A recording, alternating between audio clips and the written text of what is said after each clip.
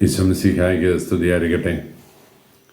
വിശുദ്ധ ലൂക്കായുടെ സുവിശേഷം 19 അധ്യായം 1 മുതൽ 9 വരെയുള്ള തിരുവചന ഭാഗമാണ് നാം ഇന്ന് ധ്യാനിക്കുക. സക്കേവൂസിനെ ഒരു പരിചയപ്പെടുത്തലിനപ്പുറത്ത് നമുക്കെല്ലാവർക്കും അറിയാം. ഈ സക്കേവൂസിൻ്റെ കഥ, സക്കേവൂസിൻ്റെ ജീവിതം നമ്മുടെ മുമ്പിൽ അനാവരണം ചെയ്യുന്ന സുവിശേഷ ഭാഗമാണ് ഇന്ന് നാം ധ്യാനിക്കുന്നത്. സക്കേവൂസിൻ്റെ പൊക്കക്കുറവ് വലിയൊരു പ്രശ്നമായിരുന്നു. ആ പ്രശ്നം പരിഹരിക്കാൻ വേണ്ടിയിട്ട് അവൻ കണ്ടെത്തിയ വഴികൾ വ്യത്യസ്തമായിരുന്നു എന്നാണ് വേദപണ്ഡിതന്മാരൊക്കെ ഭംഗ്യതരേണ സൂചിപ്പിക്കുന്നത്. വലിയ വിദ്യാഭ്യാസം നേടി നാട്ടിൽ അറിയപ്പെടുന്ന ഒരു വ്യക്തിയായി മാറുമ്പോൾ വിദ്യാസമ്പന്നനായ തന്നെ ആരും പൊക്കം കുറഞ്ഞ സക്കേവൂസ് എന്നോ ഉണ്ടപ്പൊക്രുവെന്നോ ഒന്നും വിളിക്കില്ല എന്ന ധൈര്യം അവനെ ഉന്നത വിദ്യാഭ്യാസ യോഗ്യതയുള്ളവനാക്കി മാറ്റുന്നുണ്ട്. പക്ഷേ നാട്ടുകാരുടെ വിളിയുടെ കൂടെ ഒരു കൊച്ചു സാറ് വന്നപ്പോൾ അവൻ വീണ്ടും അസ്വസ്ഥനായി. വിദ്യാഭ്യാസം കൊണ്ട് തൻ്റെ പൊക്കക്കുറവിനെ മറികടക്കാനാവില്ല എന്ന് അവൻ തിരിച്ചറിഞ്ഞു. പിന്നെ അവൻ നല്ലൊരു ജോലി സംഘടിപ്പിച്ച് വലിയൊരു ജോലിക്കാരനായിട്ട് തീർന്നിട്ട് ജനത്തിൻ്റെ കയ്യടി വാങ്ങാൻ ആഗ്രഹിക്കുകയാണ്. കൈക്കൂലി കൊടുത്തിട്ടാണെങ്കിലും ഇല്ലെങ്കിലും ഒരു ഇൻകം ടാക്സ് ഓഫീസർ എന്ന നിലയിൽ ജോലിയിലേക്ക് പ്രവേശിക്കുന്നു. സാമ്പത്തിക ക്രയവിക്രയങ്ങളുടെ കണക്കുകളൊക്കെ കൃത്യമായി പഠിച്ച് ബോധ്യപ്പെട്ട് ഉന്നത നിലവാരത്തിലുള്ള ഒരു ഓഫീസറായി ജോലി ചെയ്യുമ്പോഴും അവൻ നാട്ടുകാരുടെ മുമ്പിൽ കൊച്ചു സാറ് തന്നെയായിരുന്നു. തൻ്റെ പൊക്കക്കുറവിനെ മറികടക്കാൻ വേണ്ടിയിട്ട് അവൻ കണ്ട മൂന്നാമത്തെ മാർഗം സമ്പത്ത് ശേഖരിക്കില്ല. പണവും പ്രശസ്തിയും ഉണ്ടെങ്കിൽ എല്ലാവരും മുതലാളി എന്ന് വിളിക്കും. ആ ഒരു ധൈര്യം അവനെ തൻ്റെ ജോലിയിൽ നിന്ന് രാജിവെപ്പിച്ച് ചുങ്കം പിരിക്കുന്ന ഒരു ഗുണ്ടയുടെ റൗഡിയുടെ തലത്തിലേക്ക് എത്തിക്കുകയാണ്. ഇസ്രായേൽ സമൂഹം ഏറ്റവും കൂടുതൽ വെറുത്തിരുന്ന ഒരു വിഭാഗമായിരുന്നു ചുങ്കക്കാരെന്ന് നമുക്കറിയാം.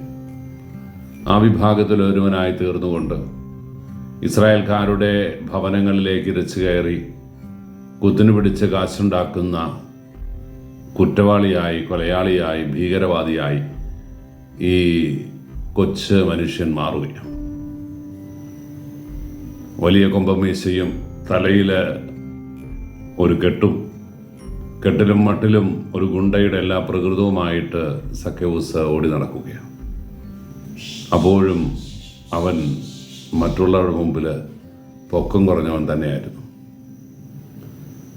ഒരുപാട് സമ്പത്തുണ്ടായിട്ടും ഒത്തിരി പ്രശസ്തി ഉണ്ടായിട്ടും വിദ്യാഭ്യാസ യോഗ്യത ഉണ്ടായിട്ടും തനിക്ക് ലഭിക്കാതിരുന്ന അംഗീകാരവും മനസ്സിൻ്റെ സംഘർഷവും മാനസിക പിരിമുറുക്കവുമെല്ലാം സക്കേവൂസിനെ യേശുവിലേക്ക് ആനയിക്കുകയാണ്.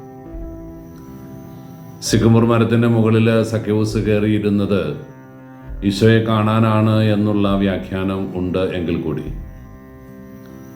സക്കേവൂസിൻ്റെ ചിത്രം വരച്ചത് പല മേഖലയിൽ കാണുമ്പോഴൊക്കെ നാം തിരിച്ചറിയേണ്ടത് സക്കേവൂസ് മരത്തിൻ്റെ ആദ്യത്തെ ചില്ലയിലൊന്നും അല്ലായിരിക്കുക.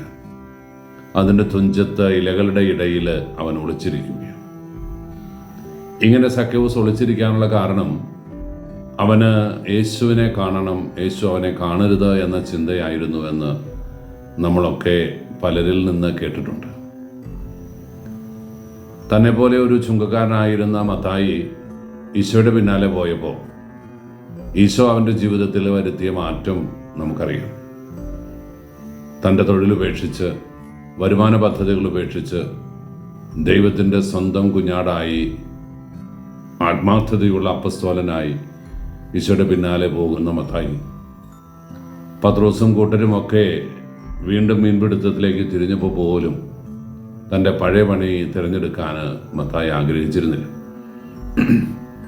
ഈ മത്തായിയുടെ മാനസാന്തരം സക്കേവൂസിന് പേടിയായിരുന്നു. ഒരു മത്തായിയെ പോലെ തൻ്റെ സമ്പത്തും സ്വത്തുമെല്ലാം വ്യയം ചെയ്യപ്പെടുന്ന ഗതികേടിൻ്റെ നിമിഷം ഉണ്ടായാൽ പിന്നെ മുന്നോട്ട് എങ്ങനെയാ നീങ്ങുക? സഖ്യവൂസിനെ ഈശോയെന്ന് കാണുമ്പോൾ മനസ്സിന് കിട്ടുന്നൊരു സാന്ത്വനവും ആശ്വാസവും ഒക്കെ മതിയായിരുന്നു. പക്ഷെ സിക്കമോർ മരത്തിൻ്റെ ചുവട്ടിൽ വെച്ച് മുകളിൽ നോക്കി സഖ്യവൂസിനെ യേശു പേര് ചൊല്ലി വിളിച്ചു. സഖ്യവൂസേ, ഇറങ്ങി വരിക, ഇന്ന് എനിക്ക് നിന്റെ വീട്ടിൽ താമസിക്കേണ്ടിയിരിക്കുന്നു. മരത്തിന് മുകളിൽ നിന്ന് ഊർന്നിറങ്ങിയോ കൈവിട്ട് ചാടിയോ സഖ്യവൂസ് നിലത്തിറങ്ങി കൂട്ടുകാരെയും സഹ തൊഴിൽ ഇടങ്ങളിൽ വ്യാപരിക്കുന്നവരെല്ലാം ഒരുമിച്ച് കൂട്ടിയിട്ട് അവൻ നടത്തിയ വിരുന്നിൽ പിടിവിട്ട ചില പ്രഖ്യാപനങ്ങൾ നടത്തുകയാണ്.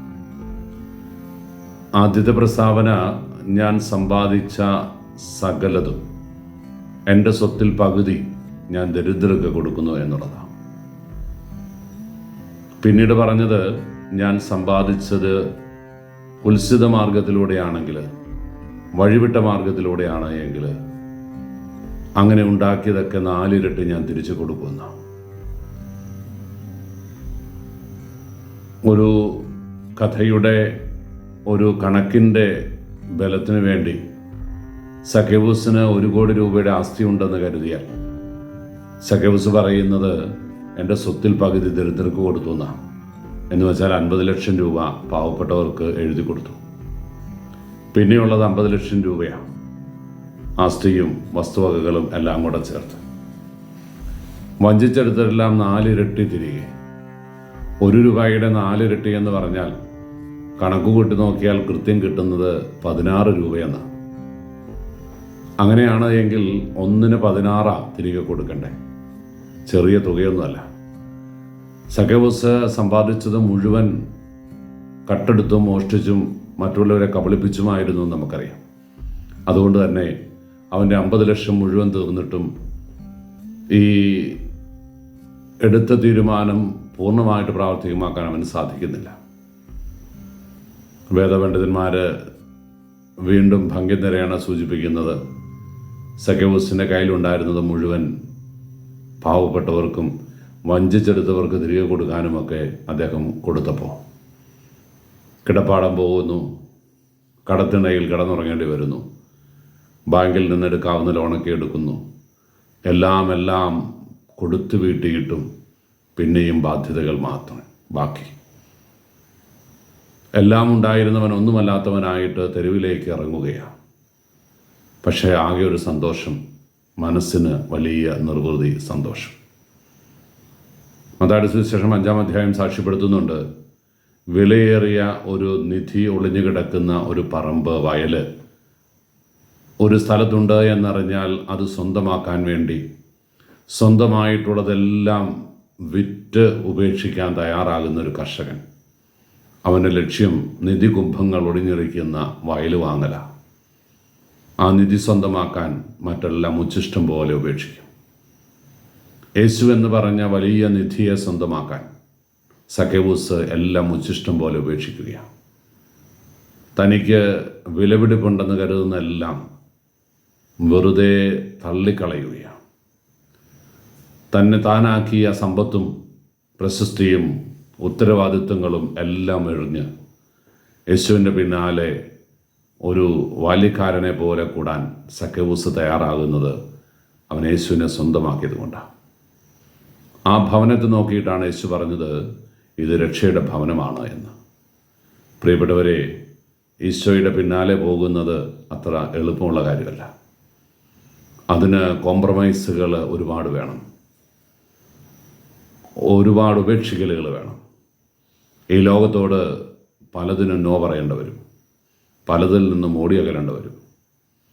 ഈ ലോകം തരുന്ന സുഖവും സന്തോഷവും അതിൻ്റെ ആഡംബരങ്ങളുമെല്ലാം ഉപേക്ഷിച്ച് യേശുവിനെ സ്വന്തമാക്കുമ്പോഴാണ് പ്രിയപ്പെട്ടവരെ നമ്മളും രക്ഷയുടെ മക്കളായിട്ട് മാറുക. ഇന്നത്തെ തിരുവചനം നമുക്ക് ചേർത്ത് പിടിക്കാം. സഖ്യവൂസിനെ പോലെ പുതിയ സൃഷ്ടികളാകാൻ നമുക്ക് ആഗ്രഹിക്കാം. കർത്താവെ, നിന്നെ സ്വന്തമാക്കാൻ എന്തു തന്നെ ഉപേക്ഷിക്കേണ്ടി വന്നാലും അത് നഷ്ടമാകാതിരിക്കാൻ നിന്നെ ചേർത്ത് പിടിക്കാനുള്ള കൃപ തരണമേ എന്ന് പ്രാർത്ഥിക്കാം. ഈശോ അനുഗ്രഹിക്കട്ടെ. കർത്താവ് മിശിഹായുടെ കൃപയും പിതാവായ ദൈവത്തിൻ്റെ സ്നേഹവും പരിശുദ്ധാരൂപിയുടെ സഹവാസവും നാം എല്ലാവരും കൂടി ഉണ്ടായിരിക്കട്ടെ, ഇപ്പോഴും എപ്പോഴും എന്നേക്കും. ആമേൻ.